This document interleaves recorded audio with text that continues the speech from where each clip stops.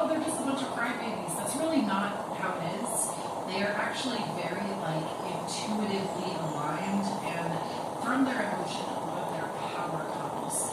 So I feel like many people want to like demonize that, but that is also because we have this like whole thing where the masculine is very dominant in our current society, and the feminine really isn't, and the feminine tends to link more to our emotions.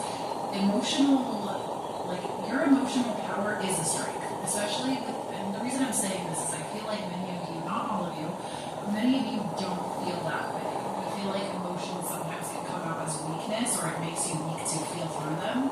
And your spiritual team is reminding you that no, this is actually a superpower. And even if people call you like sensitive or too sensitive or what have you, honestly, all that that means is that they have not met themselves deeply enough to be able to understand where you're coming from. It's like you're speaking a totally different language than they are. But it doesn't mean that there aren't people that won't understand the language that you're speaking. So I do feel like right now you might be in more of a very emotionally heightened time. You're trying to figure out where it is that you belong. And I say that because there's a part of you that has a very free-spirited nature, but you also want to collaborate. Or you might be someone that in the past you have a wound from collaborating with others, and it makes you afraid. Like you want to be friends with people, you want to have a support system around you, but you often end up off on your own because you feel like you're too much for people, or you have too much sensitivity, or any of those above, or you feel like you just like don't play well with others.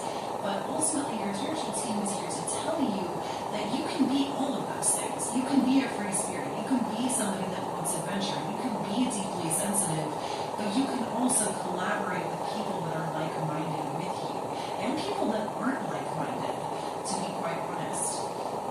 I feel like many of you, this might actually be, especially as we have Aquarius moving through, or Saturn moving through the sign of Aquarius, many of us are experiencing what it means to be individual with the collective, and what it means to be a part of the collective, but remain our individuality at the same time, and like honoring both aspects.